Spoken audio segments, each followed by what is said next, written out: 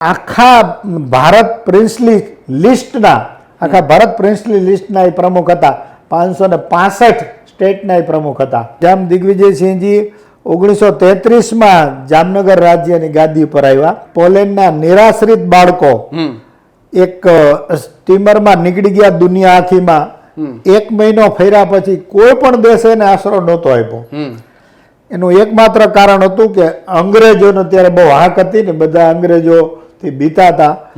ત્યારે જામ સાહેબે એ બીડું ઝડપ્યું, જામ દિગ્વિજયસિંહજી એ બીડું ઝડપ્યું અને માનવતા ખાતર એ બીડું ઝડપ્યું. નિરાશ્રિત બાળકો છે એને આશરો આપવાની રાજની ફરજ છે અને એ ફરજના ભાગરૂપે શરૂઆતમાં જામનગરના પોતાના જે બંગલાઓનો ભાગ હતો એમાં રાખ્યા અને પછી એમના માટે અલગ વ્યવસ્થા કરી.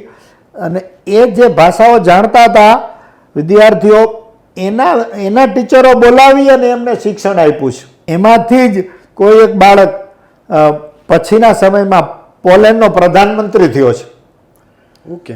અને ત્યાર પછી એમ કે આ બધું જામ દિગ્વિજયસિંહજીનું પોલેન્ડમાં પ્રજામાં, પોલેન્ડની સંસદમાં અને પોલેન્ડની સંસદમાં સોગંદ પણ જામ દિગ્વિજયસિંહના નામથી લેવાય છે. હિન્દુ ધર્મ માટે સૌથી મહત્વનું કામ સોમનાથ મંદિર જે આઝાદી પહેલા તૂટેલી હાલતમાં હતું, એ પછી સરદાર પટેલે એનું બીડું ઝડપ્યું અને એની સાથે એમને જામ સાહેબને જોડ્યા અને કમિટી હતી અને સરદાર પટેલ ચેરમેન હતા ને જામ સાહેબ દિગ્વિજયસિંહજી એના વાઇસ ચેરમેન હતા. રાખ્યા હોય જેણે હેતથી, અદકેરા દીધા હોય માન, ગુણલા એના નવ ભૂલીએ, ભલે દેવા પડે પંડના પ્રાણ.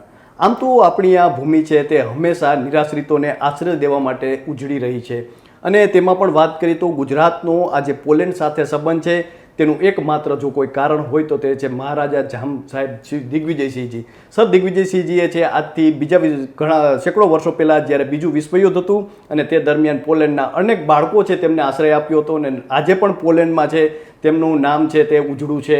અને થોડા સમય પહેલાં નરેન્દ્ર મોદી છે આપણા જે પ્રધાનમંત્રી, તેમના દ્વારા પણ તેમને યાદ કરવામાં આવ્યા હતા, જે મન કી બાતમાં હોય, અને પોલેન્ડના પ્રવાસ દરમિયાન પણ તેમને યાદ કરવામાં આવ્યા હતા. અને આ સાથે જોઈએ તો હાલમાં આ ચર્ચા કેમ કરી રહ્યા છીએ તો તેનું કારણ જણાવીએ. કારણ કે હાલમાં જ વાંકાનેરના રાજવી અને ભારતીય જનતા પાર્ટીના નેતા છે, જે રાજ્યસભાના સાંસદ છે, તેમના દ્વારા સંસદમાં મહારાજા સર દિગ્વિજયસિંહને જે ભારત રત્ન મળે તેના માટેની માંગ કરવામાં આવી રહી છે.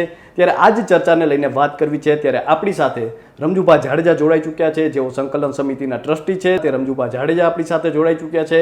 તો આવો તેમની સાથે જ સીધી વાત કરીએ, વાત ગુજરાતી પર. બાપુ, સૌપ્રથમ વાત ગુજરાતીમાં આપનું ખૂબ ખૂબ સ્વાગત કરું છું. માતાજી. અને આમ જોઈએ તો અત્યારે જે કેસરી દેવસિંહ દ્વારા જે માંગ મૂકવામાં આવી છે, જે રાજ્યસભામાં તેમના દ્વારા જે કહેવામાં આવ્યું છે કે સર દિગ્વિજયસિંહજીને ભારત રત્ન મળવો જોઈએ, તો લોકોને થતું હશે કે શા માટે મળવો જોઈએ. તો સૌપ્રથમ તો એ જાણવું છે કે શા માટે મળવો જોઈએ તેમને. ભારત દેશ માટે અત્યારની જે સ્થિતિ છે અને આઝાદી પહેલાની સ્થિતિ છે, આઝાદી પહેલાની સ્થિતિમાં જામ દિગ્વિજયસિંહજીની આપણે વાત કરીએ, એના પહેલા એમના ફાધર જામ રણજીતસિંહજી હતા અને એમને પણ બહુ સારા લોકોપયોગી કામ કરેલા અને ક્રિકેટમાં એમનું નામ બહુ ફેમસ છે, આપણે સબ બધા જાણીએ છીએ. એમના પુત્ર જામ દિગ્વિજયસિંહજી 1933માં જામનગર રાજ્યની ગાદી ઉપર આવ્યા અને ત્યાર પછી સતત એમને ભારત દેશ માટે, જામનગરની પ્રજા માટે સતત એક એવો વિચારણા એમના મગજમાં રાખ્યા. એવા બાહોશ માણસ હતા કે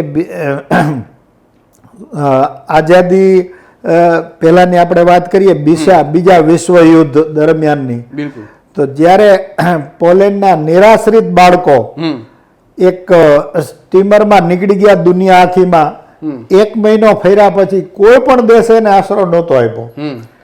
એનું એકમાત્ર કારણ હતું કે અંગ્રેજોનો ત્યારે બહુ હાક હતી ને, બધા અંગ્રેજોથી બીતા હતા. ત્યારે જામ સાહેબે એ બીડું ઝડપ્યું, જામ દિગ્વિજયસિંહજી એ બીડું ઝડપ્યું અને માનવતા ખાતર એ બીડું ઝડપ્યું. એમ કે નિરાશ્રિત બાળકો છે એને આશરો આપવાની રાજની ફરજ છે અને એ ફરજના ભાગરૂપે શરૂઆતમાં એમને જામનગરના પોતાના જે બંગલાઓનો ભાગ હતો એમાં રાખ્યા અને પછી એમના માટે અલગ વ્યવસ્થા કરી. અને એ જે ભાષાઓ જાણતા હતા વિદ્યાર્થીઓ, એના ટીચરો બોલાવી અને એમને શિક્ષણ આપ્યું છે. ઓકે.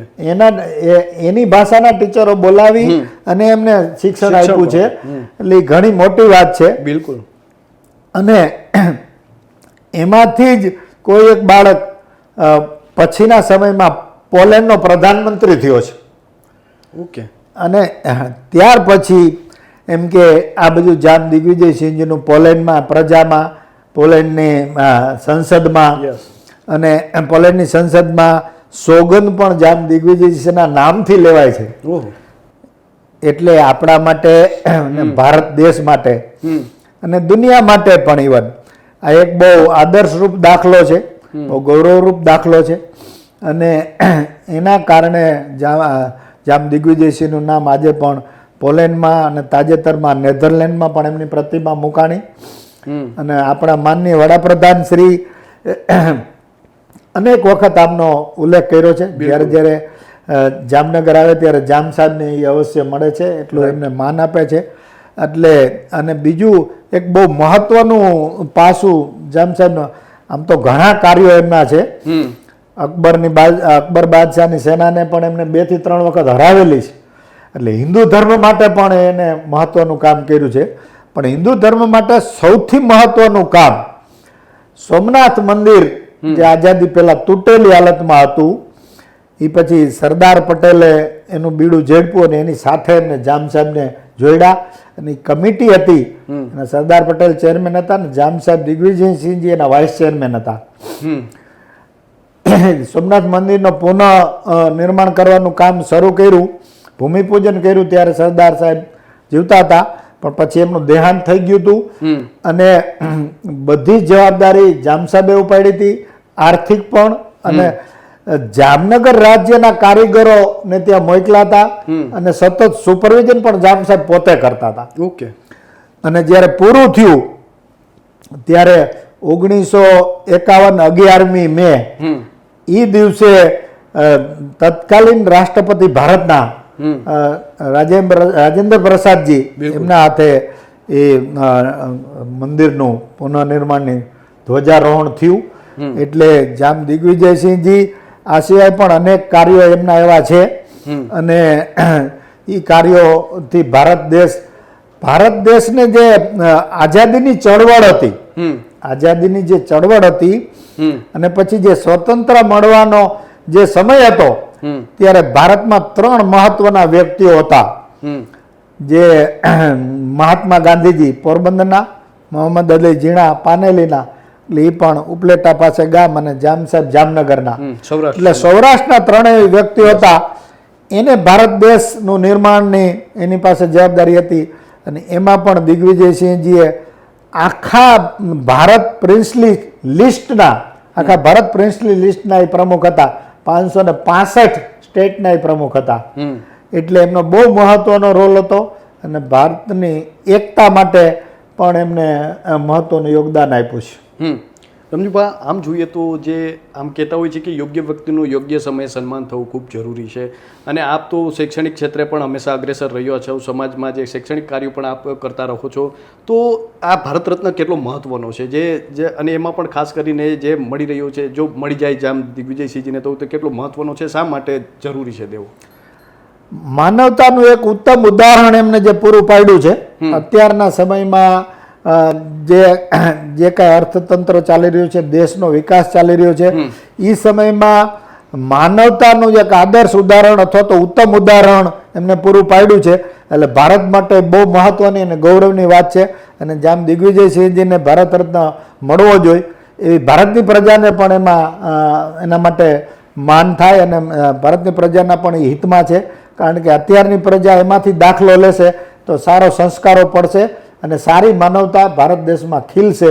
એટલે ઘણું મહત્વનું છે બધા જ માટે. ભારતની એકતા માટે એમનું મહત્વનું યોગદાન રહ્યું છે. આ બધા જ ગુણોને ધ્યાનમાં રાખી અને ભારત રત્ન એમને કહી શકાય ને, ભારત રત્ન આપવો જોઈએ ને.